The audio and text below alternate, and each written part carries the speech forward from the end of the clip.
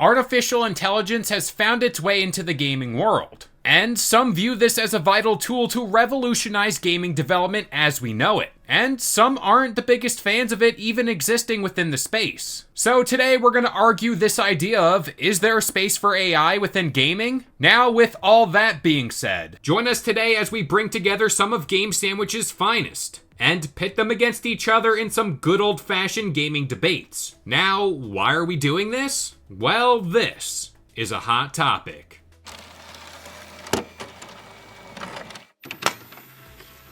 What's up, guys? This is Kalo, and normally I'm here to give you the lowdown on all things gaming, but we are back for yet another episode of Hot Topic. And joining me today is a brand new face to Hot Topic. Why don't you say what's up? Hello. Aiden here. So, we brought in Aiden today because we have a special topic to talk about, and that is AI in gaming. Now, before we dive into that whole rabbit hole here, I want to describe the rules of Hot Topic for those of you who are new here. We're going to flip this here coin to decide heads or tails who is for and against this topic. So today, for AI in gaming, heads, you will be for AI in gaming, and tails, you will be against. So, in honor of you being a brand new guest here, you're going to be up first to kind of put you on the spot. I like to do that, kind of test the waters here. So, I'll flip the coin, and then this will be the side you're defending. All right, we are going to flip the coin, and you will be for AI in gaming. Okay, that makes things easier for me. I mean, makes it more difficult for me. Big deal. That's what we love to do here. We My gotta wife will be angry now. She's completely against it.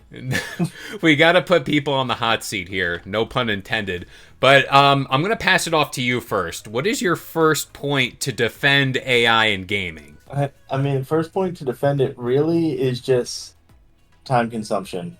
I mean, when it comes down to actually constructing everything, AI can really help build out a world. I mean, really, there's instances where you can take an entire set of data, feed it to an AI, and then it can just spit out quests and everything for you, for instance. Or fill out NPCs, create blank faces for you to work off of. You don't that way you don't have to go and sculpt every last painstaking detail of the world. I know crunch is such a big thing in gaming, especially as development goes. These companies want to hit their marks as far as all right, it's definitely coming out February 24th, 2024 or whatever. And if they miss that mark, it's a moral sin here. But yeah, I do see that. But in the same sense too, I've always said gaming development adds that handcrafted feeling to a game. It just feels more homey, there was more thought put into it versus an AI, which is kind of binary ones and twos. So it just makes the world seem lived in. A game like Starfield uses that procedurally generated stuff, and you can kind of tell when you land on a planet, this was generated by the AI, and this hub city is definitely made intricate, very well handcrafted. Some of it might be AI. I'm not too smart to talk on the technology side of things there, but I just want that handcrafted feeling in gaming. It adds a level of appreciation. I'm not trying to sit here and be I'm a fine gaming connoisseur, but it's the matter of I just want to feel there was some thought, some work put in by an actual human. No, yeah, I get that. I mean, okay, so think about it like this, GTA 5, for instance, going on to GTA 6. I mean, if they end up putting AI in there in order to generate an extra 100 people who are roaming the streets, not going to really tell a difference as long as they're still people. Yeah, and let's be honest, those people are probably getting run over. That's just exactly. the way people drive. Exactly. You're going to end up hitting 100 pedestrians on your way to go complete whatever mission that you're doing. So, really, if they just give a bunch of sample faces and then go, hey, AI, sprinkle this around, nobody's ever going to know. I agree with that to a point, and it kind of leads me to my next thing here is, you know, whenever we talk about gaming and I look to more of the Bethesda games here, you talk about choice, and I feel removes again that human aspect of crafting morality. You know, the Paragon system in Mass Effect is a great system of choices, good, bad, in between. And I don't know, maybe this is just me watching too much Terminator, but it's like I don't think AI is going to get that whole feeling aspect to it all. Like the emotional impact these choices have, it's probably going to be removed. Maybe it learns, and that kind of scares me at the same time here, because then that's like a whole Ultron deal. This is where we get our tinfoil hats on. But yeah, at some point, it just kind of goes off the rails and just ones and twos, pretty much. No, yeah. I mean, you can like I get where you're coming from with losing the feeling and everything of like especially whenever everything goes like full AI and they're the ones who go off of your choice and everything. But also when you really think about it, if you give it like a set amount of choices and you give it like a set amount of data that it can go off of, it could also go into more dynamic like interaction, like let's say you make that one choice and oh the AI picks up on it later on, hey, it shows, oh hey, I'm going to start treating you like you're evil because you made the evil choice, and then therefore it changes how every NPC views you and how every NPC interacts with you. And so therefore like you can start hearing more dynamic dialogue as you go because everyone wants to treat you like you're evil or everyone wants to treat you like you're good if you go on the good side. I look at games like Fable 2 back in the day. I remember doing, and I I'm not never big. replay games like that. I did two separate playthroughs, the good and the bad side. I was a devil, I was an angel. And it's like, I see the possibility there. And then at the same point too, with AI making these games and having that wide amount of things available to you, whether it be dialogue, whether it be maps, stuff like that, it can kind of get overwhelming. I know whenever, and I'm bringing up Bethesda games again, but whenever I played Skyrim first time, like you get through that tutorial like area, this is the game, this is your story. Now you go. Now we ball. I immediately could care less what was going on with the story, shot off in a random direction in the woods, and that was where I went to. And then that just opens up more things to distract you. I guess that's what the classic RPG thing is, especially nowadays. You gotta make a big game. And at some point, maybe the wide range of choice might overwhelm some people at some point, because it's like, how much time can I stick into this game? Because I know it's quick nowadays. People got to get in, get out. And then there are people like me who buy Skyrim like 6 times. And that's just the way life goes. And I've played it all the time. But yeah, choice is so overwhelming with this stuff. I just see layers keeping like going, especially as you develop a game. I don't view AI being a thing really in like RPGs. I don't know why. When I envision I don't think RPG games because those for so long have been handcrafted. What I really think of it in is like Final Fantasy 14, for instance, like anything that's a live service game, Mm. where you have to constantly keep updating, you have to keep making it fresh and everything. I feel like AI could really shine there, you know? Whenever you have to keep creating new dialogue or you have to keep creating new scenarios for people to like invest their time in. Yeah, like Skyrim, great game. Absolutely love it. But really, you set yourself with just a sandbox there. Hey, you set the parameters. You're good, and you can go forever. In Fallout 4, for instance, you can go forever with having Preston tell you, hey, another settlement needs your help. But That notification still haunts me to this day. but in a game like Final Fantasy 14, where they're going to have like another new update, you want friends to constantly have something new to do. with you and everything, like AI could really shine there because they could take everything that's already in the game and basically just recycle it and then be like, oh hey, here's a new quest for you, or Mm. like here's another new scenario for you, or more dialogue that it just came up with. You know, I never thought like about it with live service titles like that. Like, it kind of scares me if Fortnite gets a hold of it, because that game has evolved into something totally different, and that's going to be I like mean, the new what now meta it's Guitar world. Hero, so They got so many collabs. Like who approves all this? I need to know. But I wanted to touch on one final point, and that's voice acting. You brought up this point about like new dialogue trees and stuff like that.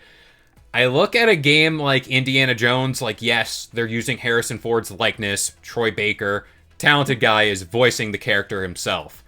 But then I look at music and what's going on there. I scroll TikTok and I see these AI covers of songs, whether it be Plankton singing like My Chemical Romance or some other random cursed thing. But people getting their jobs taken away, voice actors, even developers at this point, too.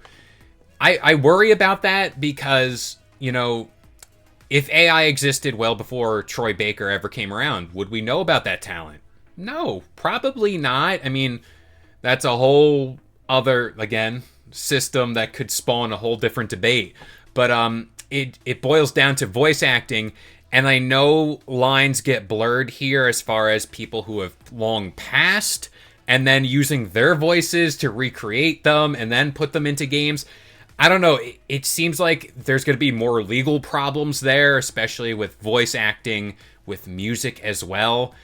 It basically it's more trouble than what it's worth. see, I I find it so hard to debate that because like I agree with you so much on that because like I don't the last thing that I want, the one thing that I really draw the line with anything going forward with AI is I don't want people to lose their jobs over having some AI take over.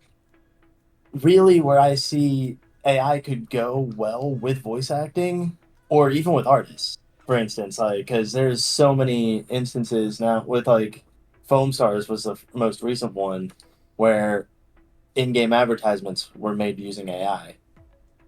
See, I don't like that they used AI for that, but also at the same time, I feel like they could, if you get an artist or you get a voice actor, somebody who is interested and wants to work with that company. So like I'll just use Square Enix.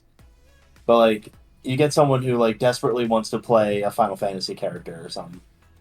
Well, I don't see the harm in getting a contract signed where hey, that voice, like not your voice in general, but that voice that you make is like belongs to Square Enix. Mm-hmm. Therefore, they can simulate it. But you yourself, if it's your natural voice, I do feel like there's a line to be drawn there.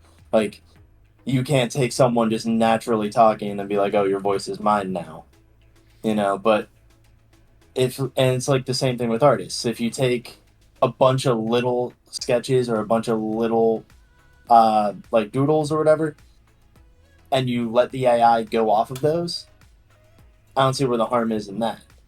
But Mm. once you get to that point where it takes the job away, then I'm like, no, I can't do that. Yeah, speaking of like a job to do, and this is my final point here, machine learning, it's going to be hard to kind of balance that to be fun because at the end of the day, I guess the goal of the AI is to figure out how to beat the player. Now it's going to be hard for the developer to like craft a proper route for the player to beat the AI because it's always evolving. At that point too, it's kind of like the AI in like imagine a machine voice. I've beat you like mercifully. Like it's over. I've done it. I figured it out. And it's like no matter how many times you try, I have this alternative. I'm just very, very interested to see how they balance AI because it's a new technology. It's a brand new to most people. I mean, this is the first time I'm really digging into it. But for game development too, it's going to make me question how they find balance in all this, especially not cast in stones, but EA is a company I look at that's going to probably abuse this because they have Madden with Ultimate Team and all that stuff. But it can be very easy to just press a button and out comes the next, I don't know, Star Wars Battlefront 3. I would love for it to go back to the OG formula, but they're going to press that button and then it's like, all right, what do we do from here? You know, balance in this technology is key. You know, too much of a good thing. No, yeah, I agree. Like, you need to have balance in everything. And really, I see going forward, I see AI where I want to see it go is really to the fundamental side and the like be more of a tool to help aid rather than replace or Mm-hmm. to go beyond what a normal person can do. I see it more as like a tool for like say for instance like bug fixes. Mm-hmm. Like if you program an AI to scan for bugs in a game, it can outperform however many players you have currently looking for those bugs. Mm-hmm. And like so for instance like Power World Power World. That game came out, everyone loves it. There are millions of people playing it, but if you put an AI program in there to test everything for the bugs, you'd be able to identify 90% of them within like an hour, and then there you go. You can run a program with it to help it aid you in fixing them. But you still need those people to actually implement the bugs, implement the fixes for the bugs. But the AI is just help there to help aid in the process of it. Same thing with like game testing and everything. Like you really, if you want to hit it before the beta, yeah, still do betas, but like in alpha stage, why not just let an AI like go crazy running around hitting walls and see what breaks, you Yeah. know? It makes you think if it was around for like Cyberpunk when that was coming out, like if AI was just given a chance to do a once over, could that game be in like a whole different state and not require the Phantom Liberty DLC to just revamp the game like what, 2, 3 years later? Almost a year? And it's like, yeah, I agree with that point. Use it as a tool to like round out the game instead of craft it like from the ground up. I mean, there's some aspects you can do to that, like maybe the map, but I think the human aspects of choice, of getting around the map, of dialogue potentially, some of it like the main story beats, I think that's got to come from a human. But if you got any more closing points, I'm gonna give it to you. I mean, really, all I can say on it is just, yeah, going forward, it just needs to be more of a tool to help aid rather than anything to go beyond what normal people can do. Because, I mean, like, I can view games like Dark Souls, for instance. If you let an AI go in that and have it challenge you, you're gonna lose every time. That scares me. That scares me too there's much. there's no way. Wow. But like if it helped aid in the process of like crafting the world by adding in a few extra like trees or like increasing the boundary and stuff, that by all means implement that. Especially, I mean, with Elden Ring 2 inevitably on the horizon. I mean, Yeah. they're probably gonna need something like that. I know as far as like these open world games go, there are parts of the map that always just kind of feel empty. It's like, yeah, you need that spot to make travel seem realistic. And it's like, sure, maybe throw AI in those patches. I know it's not as simple as that, but fill it in with like maybe in Red Dead Redemption 2 case, like drop in a little like wagon with a character on it that tells you a story. I don't know. It's like these little things you can kind of pluck in. It's like the sprinkles on top of your ice cream, you know? It's the nice additive stuff you can get. No, yeah.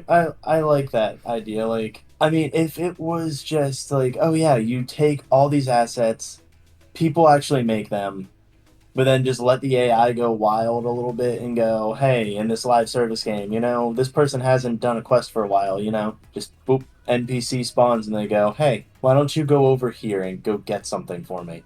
At least like incentivizes them a little bit to like want to play rather than just stand around. Yeah, that's a fair point. But I think at this point in time, it's time where we pass it off to you guys, the viewers. Who was right and who was wrong? Are you Team Kalo or are you Team Aiden? Let us know in the comments section down below. And again, feel free to join our Discord channel. Again, links to everything is in the video description down below. If you enjoyed today's debate or want your weekly dose of gaming news content, consider subscribing to Game Sandwich for content just like this. And we'll see you guys next time.